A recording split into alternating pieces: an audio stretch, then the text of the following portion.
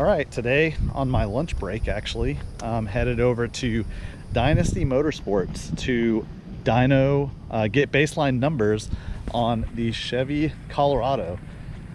Now, the plans for this Colorado are to throw some boost at it, but it will be a couple months at least before we get to that point. But I do want to see what it puts down, and that way we have some numbers to go off of and see, you know, how much power we pick up. Also, we will be trying out the upgraded coils from the 07 model and up, Atlas motors, 06 and up if you're on the 4200. But I'll go into detail on that. We're going to dyno it with the current coils, which have the heat sink on top, and then we're going to take them out, use the adapters that we got from Calvin. He sells them. You can get them in on his website. The link is in the description below. But I'll go into all that when we get there. Let's go ahead and get to the shop and get the truck strapped down. All right, we're at Dynasty. Last time I was here, I actually blew the RX-7 up on the dyno, so hopefully we don't do that again. I doubt anything like that'll happen. But if you guys are unfamiliar with Dynasty, they do a lot of performance racing, such as road course, autocross. They had their own race team for a while. Pretty awesome. So we're gonna go ahead and get the truck loaded on the dyno and then do a couple baseline tunes with the existing coils.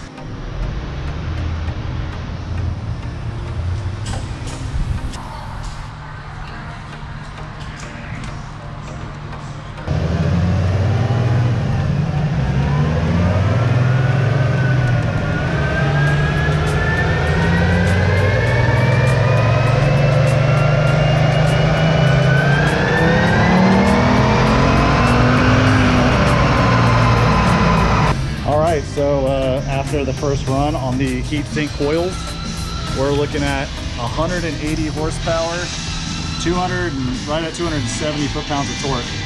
So not a bad run.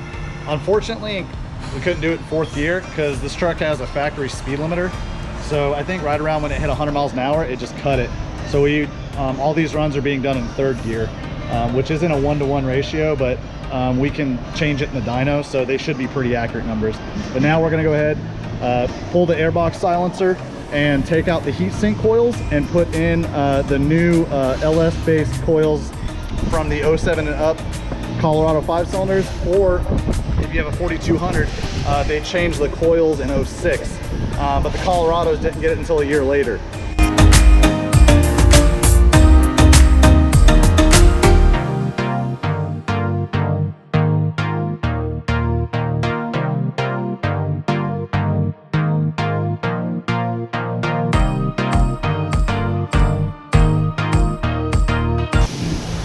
All right, so now's a good time to show you the difference. So here's the heatsink coil that's factory on the 04, 05, and 06 model Colorados. You can see how it's got this egg-shaped design. There's a gasket on it, and the heatsink is exposed on the top. Well, on the 07 and up Colorados or 06 and up 4200s, you get this LS-based coil. Essentially, it's very similar to an LS coil, but you can see that it doesn't have that egg-shaped spot. Like it's not the same design, obviously. So what Calvin has done, he's 3D printed these awesome adapters. So what you do is you put this adapter inside the cylinder head, because it will go ahead and allow you to put this new coil in it. He also gives you a standoff here, so you can put this in there. You can put the standoff in it, and then you can put your coil on it, and then now this standoff is threaded into the head using Loctite on these threads, and then you bolt the coil to the standoff using this 10mm bolt. It's very simple design, so I just wanted to show you guys the difference here, right? It goes in here like so, like that. I haven't pushed it all the way down yet because I do need to take it back out so I can put the standoff in there. But yeah, that's it. It's very simple, and you reuse the gasket that is underneath your factory coil. So you take this gasket off, you put it underneath the 3D printed portion here, like so, and then you can run these adapters and run these updated coils. Now, we don't really expect to see a horsepower difference or torque gain at all, but these coils will give you more spark energy. So when we do have the turbo kit on it, you'll have a cleaner spark. We won't have boost breakup like we've had on other cars in the past. All right, the new coils are in. We're gonna do our second set of pulls and see if there's any difference. I don't think there will be, but it had to be done anyway.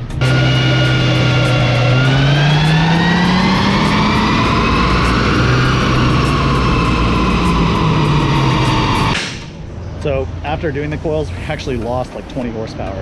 However, when I took off the boot to do the coils, I realized that the boot that goes around the throttle body was never actually fully around the throttle body. So it was getting air directly in, and I fixed that. So I don't know if that's gonna be a cause of it. I have no idea. So there's some variations here between the two runs, but point is baseline, best baseline number is like 180 horsepower, and I think 269 foot-pounds of torque, which is pretty solid for this little truck.